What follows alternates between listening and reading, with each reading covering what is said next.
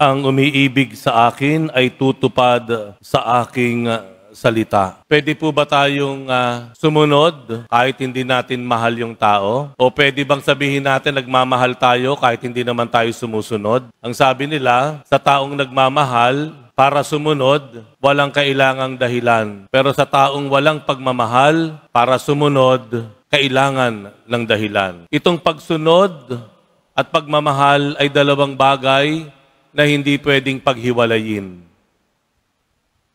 Halimbawa na lamang, sinusunod mo kahit hindi mo naman mahal. Ano ibig sabihin nun? Ito ay ikaw ay tumutupad lang sa tungkulin o sa obligasyon mo. Halimbawa, mga ordinansa sa barangay, traffic rules. Hindi mo naman kailangan mahalin kung sino yung gumagawa ng traffic rules na yan, pero kailangan mong sundin dahil yun ay tungkulin mo, obligasyon mo yon. Tama po?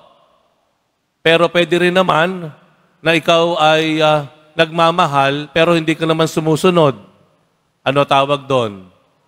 Puro ka pagmamahal, wala namang pagsunod. Ang tawag doon, drawing. Drawing lang yun eh. Kailangan, kung mahal mo, kailangan mong sundin.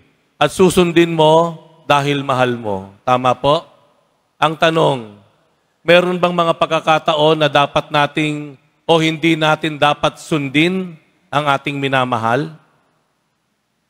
Ulitin ko po, may mga pagkakataon o pangyayari po ba na hindi natin kailangang sundin ang ating minamahal?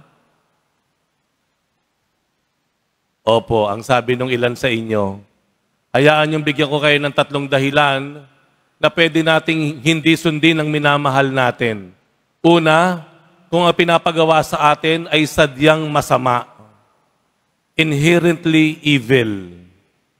Halimbawa, inutusan ka ng tatay mo, anak, iganti mo yung kapatid mo. Balikan mo yung nang-argabyado sa kapatid mo. Masama iyon, hindi po ba? O kaya yung isang asawa, honey, kung kailangan mo magnakaw, magnakaw ka para mailabas natin sa ospital ang anak mo. Itong mga utos na ito ay talaga namang inherently evil, sadyang masama, na kahit sino pa, kahit minamahal mo, hindi mo kailangang sundin at hindi ka nagkakasala sa Diyos. Bakit? Dahil una sa lahat, sadyang masama ang ipinapagawa sa iyo. Maliwanag po? Ikalawang dahilan na pwede tayong hindi sumunod sa minamahal natin, na hindi tayo nagkakasala o hindi nagiging masama sa paningin ng Diyos, kapag ang pinapagawa po sa atin ay laban sa ating konsensya. Laban sa ating konsensya. Ang tamang konsensya o Christian conscience, ito po ang nagsasabi sa atin kung ano ang mali at kung ano yung tama. Kapag ang pinapagawa sa atin ng isang taong kahit gaano pa natin kamahal ay laban sa ating konsensya, wala kang tungkulin at hindi mo obligasyon na sundin iyon. Halimbawa, mahal na mahal mo yung boyfriend mo. Nung nabuntis ka, ang sabi sa iyo ng boyfriend mo, ipalaglag mo yan. Para sa iyo, mali iyon. Pinalaki ka na may paniniwala sa Diyos, pinalaki ka na nakikinig sa utos ng Diyos, at alam mo, ito ay isang uri ng pagpatay ng inosenteng buhay. Kahit gaano mo kamahal ang boyfriend mo, hindi mo kailangang sundin ang kanyang request na i-abort o ipalaglag ang batang nasa sinapupunan mo. Isang halimbawa na kahit mahal mo, hindi mo kailangang sundin kapag ito ay laban sa iyong tama at makakristyanong konsensya.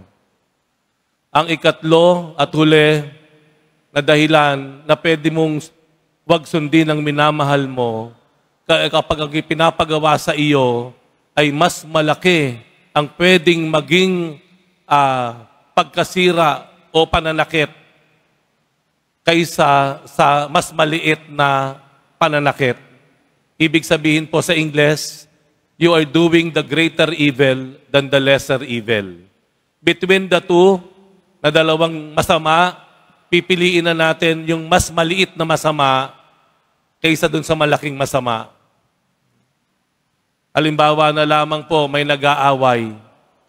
Sinabi ng may kaaway ang tatay mo, at nandoon kayo sa labasan. Sabi ng tatay mo, anak, kunin mo yung baril ko sa taas na makita nitong mga ito kung sino tayo.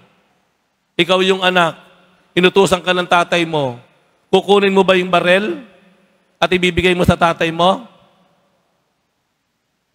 Alam mo kung ano mangyayari pag ito ay binigay mo sa tatay mo. Oo, hindi mo siya susundin, labag yan sa utos ng Diyos na sundin ng mga magulang. Pero kung susundin mo naman siya, mas malaki ang magiging pananakit o kasamaan na mangyayari at susunod. You will rather choose the lesser evil than the greater evil. Hindi ka susunod dahil ang pagsunod mo nangangahulugan ng mas malaking pananakit o kasamaan. Sa makatuwid, ang pagsunod po ay hindi kailangan na mangyari lagi dahil sa utos ng iyong minamahal. Titignan po natin ng maigi, susuriin. 3 sapat na dahilan. Ito ay sadya na masama, intrinsically evil. Pangalawa, ito ay laban sa iyong makakristyanong konsensya.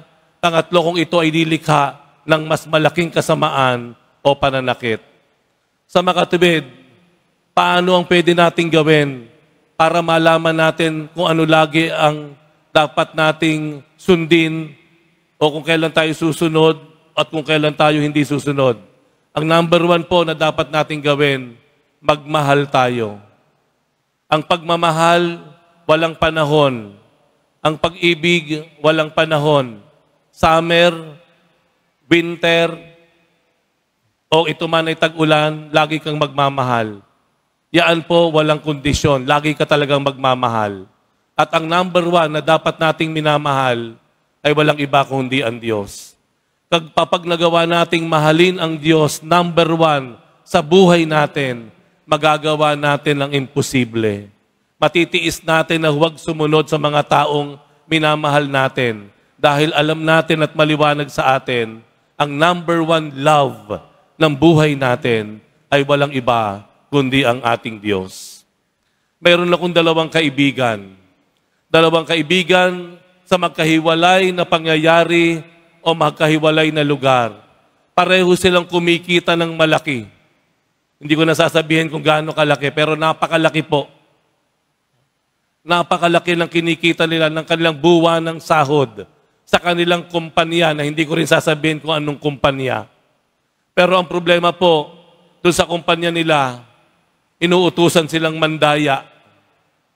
Inuutusan silang ibahin to alter the documents. Inuutusan sila na pumupit o magnakaw. Malaki nga ang kita, pero ito naman ang kapalit noon. Pero itong 2 kong kaibigan, kilala ko sila. Kilala ko sila na talagang sadyang nagmamahal sa Diyos. Kilala ko sila na nagsusumikap maging tapat sa Diyos. Ang sumunod na pangyayari sa kwento nila ay naging sanhi ng aking paghanga.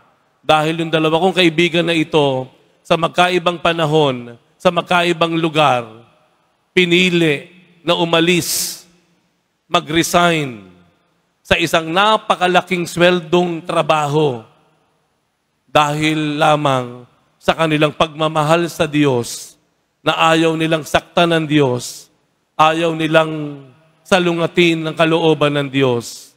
Pinili nila ang mas mahirap na choice. They chose the harder one dahil malinaw sa kanila na sila ay nagmamahal. At ang minamahal nila sa unang-una ay walang iba kung hindi ang ating Diyos. Tanungin natin ang ating sarili, sino ba talaga ang number 1 sa atin? Oo, aminin natin, nagmamahal tayo lahat. Pero hindi sapat yun. Kailangan malaman natin kung sino yung unang minamahal, kung sino yung ikalawa, kung sino yung ikatlo.